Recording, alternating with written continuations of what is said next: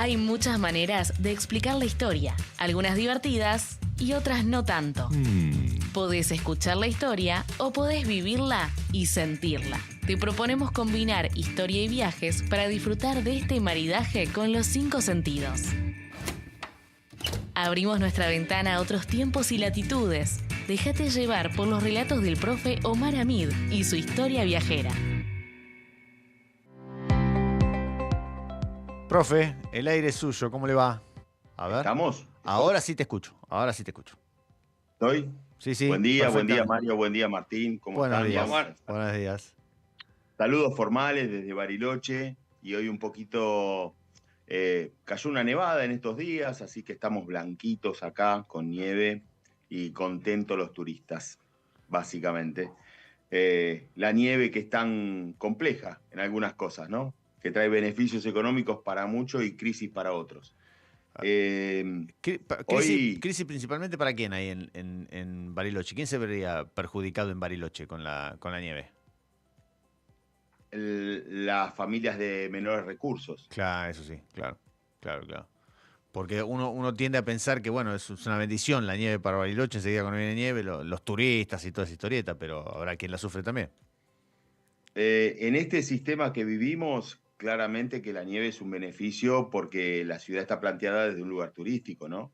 Claro. Y ese motor que es el turismo genera digamos, los recursos para que la gente pueda trabajar y vivir, pero al mismo tiempo no genera lo suficientes para que para que todas las personas vivan bien, básicamente. Bien. Contame. Tengo una pregunta. Un poco? Tiene una pregunta ahí, Sí. Martín. Sí. Sí, claro. Con el tema hablando de la nieve, ahora que estabas comentando eso, me surgió la curiosidad de la gente que vive en zonas fuera del centro de Bariloche. ¿Tiene alguna especie de soporte o apoyo de parte del municipio por el tema de los caminos? Y en el caso de que nieve mucho, ¿hay máquinas que están a disposición o para que la gente no quede aislada o más o menos? Bueno, es un tema álgido ese porque es muy poco los recursos que hay. Por lo general,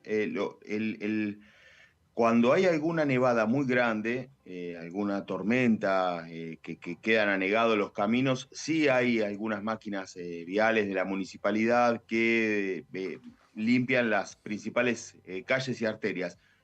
Otras calles no. Hay gente que tiene que salir caminando, que no puede salir con sus autos. Claro. Y después el tema del hielo, que es una de las cosas más peligrosas que hay. Generalmente se tira sal, arena, esas cosas desde camiones de la municipalidad. O sea, Okay. en realidad acá lo que se estila es cuando hay tormenta de nieve o mucho frío, hielo, se aconseja no salir directamente. Sí, pero yo más que nada me preguntaba por si hay alguna casa que está un poco lejos o más dentro de la naturaleza. En el caso de una tormenta grande, quizás que, no sé tampoco si llega a nevar muchísimo, yo lo trato de imaginar, no tanto como acá, pero sí que puede caer una nevada.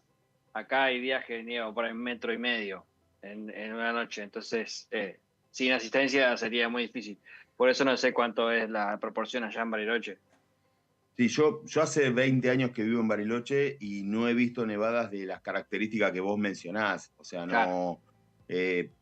pero sí hay asistencia, claramente que eventualmente cuando hay una nevada, una tormenta muy grande, sí, claro, salen los camiones del ejército, hay asistencia que se planifica, está defensa civil, o sea, Claro. hay una estructura, no la que uno desea, claramente, ¿no? Hay muchos problemas con el tema de hielo, ese es principalmente el problema que yo veo. Claro. ¿Hielo por qué? Por las bajas temperaturas y la topografía de la ciudad, que tiene muchas subidas y bajadas, hace que el hielo se convierta en una cuestión súper riesgosa para andar en la ciudad. Eso iba a decir para el tránsito, ¿no? Para el tránsito, ¿no? ¿Cómo? Mayormente Tránsito para y el tránsito. personas también. Sí, para el tránsito hay momentos en donde quedan colectivos micros cruzados en las calles porque se patinan, básicamente. Por más que le pongan cadenas y le pongan... Hay cosas que no se pueden evitar, básicamente. Ah. Bien. Cuéntenos, Omar, ¿qué nos trajo para hoy, profe? Bueno, un poquito de historia de Bariloche, Bien. historia viajera, de su historia en Bariloche, de dónde viene el origen del nombre de Bariloche. No sé si es algo que se sabe bastante, pero no tanto la formación del nombre y la historia desde el poblamiento, ¿no? Me parece interesante mencionar que en Bariloche los sitios arqueológicos marcan eh, una presencia humana de hace más de 10.000 años, ¿no? Ah, mirá Eso es vos. importante, me parece, porque siempre se asocia a Bariloche como una sociedad de inmigrantes europeos y demás, y en realidad tiene una conformación histórica muy rica y muy interesante de abordar. En este caso, bueno, vamos a mostrar un poquito, a contar un poquito lo que sucedió a partir de, digamos, desde la llegada del hombre blanco, ¿sí? El encuentro con los pueblos originarios que generó algunos choques, algunos problemas con los jesuitas, que fueron los primeros que llegaron a la zona, procedentes de Chile, ¿no? Del actual territorio chileno. Eso te En iba a ese preguntar. momento no era Chile. Eso te iba a preguntar. Entonces, bueno, ahí se produce un encuentro en las orillas del lago Nahuel Huapi, ¿sí? Y bueno, se van conformando las instalaciones de los jesuitas que después terminan siendo asesinados por los pueblos originarios que vivían en esta zona. Hasta lo que sucedió con la llamada conquista del desierto, ¿sí? Que fue la campaña militar que vino para esta zona y diezmó y aniquiló la, la, digamos, la presencia de los pueblos originarios, ¿no? Ya lo habíamos hablado esto. Esto en 1876 ya estuvo Perito Moreno, hizo la bandera argentina acá, como era el momento en donde estaban, digamos, trabajando en los límites entre Argentina y Chile, y a partir de lo que fue la presencia del ejército en 1881, ya va a estar, digamos, planteado esta zona bajo el dominio de la República Argentina. Pero es en 1885 que acá viene, digamos, el origen directo del nombre, donde se instala en Bariloche un comercio, ¿sí? De un comerciante, un empresario de origen alemán, ¿sí? Procedente de Osorno, que se llama Carlos Weiderhol. Carlos Weiderhol va a poner primero un almacén de ramos generales que se llama La Alemana, ¿sí? Y después se va a llamar San Carlos. Ahora, ¿cómo deriva ese emprendimiento como una localización donde llegaban las cartas? ¿Cómo deriva en el nombre, no? Entonces, ¿por qué? Porque las cartas principalmente venían de lo que es el actual territorio chileno, de Osorno, de Puerto Montt, perdón. Y esas cartas, ¿sí? Eran dirigidas al almacén de Don Carlos primero y después de San Carlos, que era el nombre que le habían puesto. Ahora, ¿por qué Bariloche? Claro, ¿No? pues San Carlos Bariloche se entiende, ¿no? es una castellanización, ¿sí? De una palabra de origen mapuche, que es Buriloche.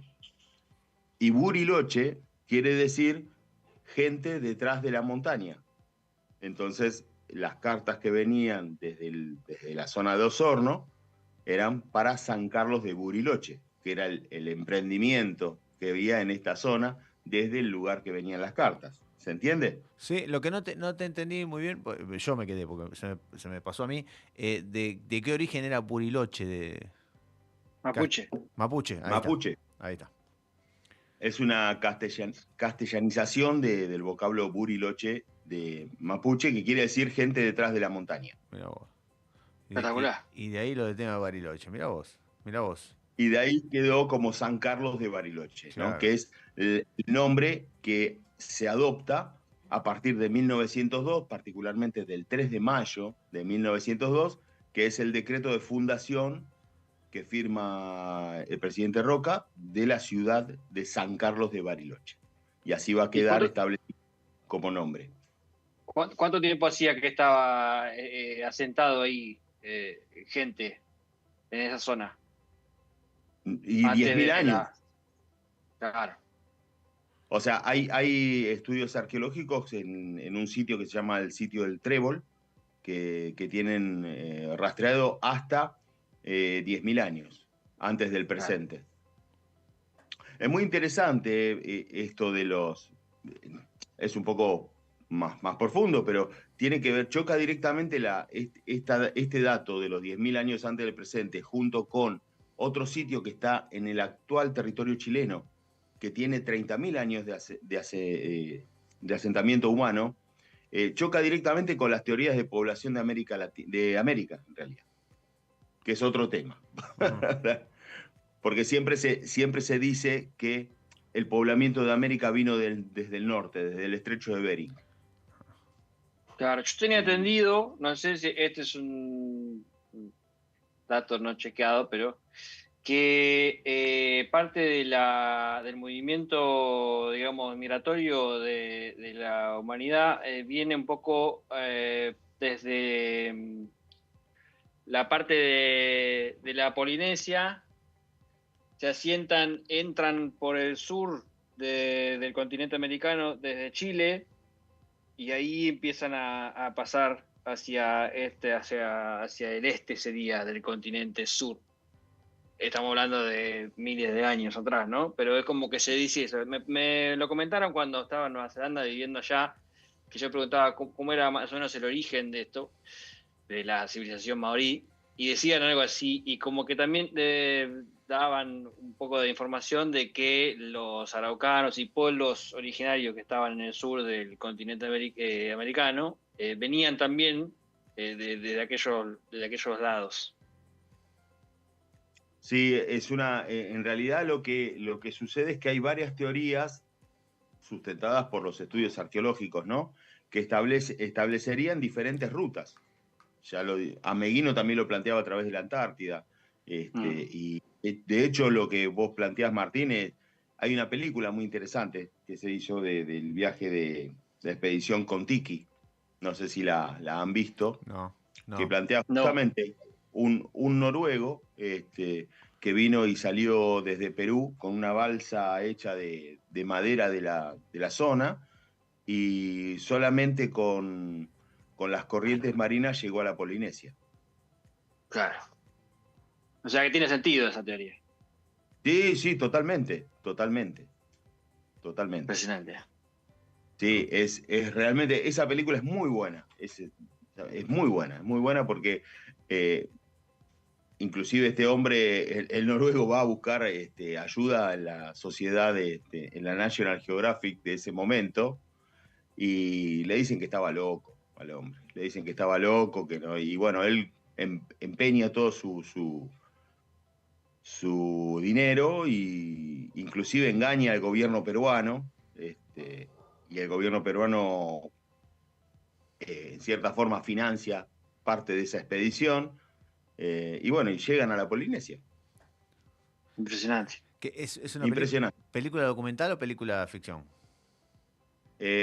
No, es ficción, digamos, ¿cómo sería? Basada en hechos reales. No soy experto en cine. No, está bien, pero no es un documental, no. No, está bien, no es un documental. Es una película que relata la historia. Exacto. Bien, exacto. Me dijiste el Pero un poco como lo que había hecho este señor que fue invitado acá al programa. Claro. Yo me acordaba, sí. Me acordaba de eso, de la expedición. Y fue un poco lo mismo, ¿no? Se dejaron llevar por la corriente y probaron de que era posible el cruce de los océanos. Es que históricamente los océanos fueron rutas. Eso Claro. tenemos que tenerlo muy claro siempre, porque nosotros lo vemos como con toda la evolución del transporte aéreo y de los caminos terrestres, no tenemos en cuenta a los mares que nosotros hoy en día los tenemos como quizás un obstáculo en cierta forma, ¿no? Porque no viajamos asiduamente en barco, pero realmente los mares fueron rutas de comunicación. Rutas que Claro. explotaron con la llegada de la brújula también, ¿no? Claro. Porque, Y la navegación a través de las estrellas. claro, claro. Pero con las brújulas termina por explotar el tema, ¿no? Porque ahí tiene una referencia mayor. Primero, en un inicio navegaban como con las estrellas de noche y con el sol de día, pero se topaban con días nublados y Tal cual. perdían referencia. El tema de la brújula fue un hallazgo fundamental. Quizás, bueno, de hecho, el hallazgo de la brújula y el hallazgo de la imprenta son los dos grandes descubrimientos que se tienen como bisagra entre la Edad Media y la Edad Moderna, ¿no? La caída de la Edad Media por ahí se justifica en alguna de esas cosas. El cambio, ¿no? Tal cual. Histórico. Así que bueno, Omar, ¿tiene algo más? Por mí, por ahora, estamos. Bien. Entonces vamos a amenizar con... ¿Alguno de ustedes quiere pedir un temita musical especial o...? ¿Cómo está el clima? El clima acá está lindo pero frío. Y que el operador nos dé algo para el clima, algo para mover el esqueleto ahí, así la gente toma un poco de calor. Para mover el esqueleto. Se Es me raro cayeron escuchar. 50 años encima. Sí, es raro escuchar eso en un tipo de menos de 70 años, pero bueno, señor operador, ¿tiene algo para que movamos el esqueleto, como dice acá el chef?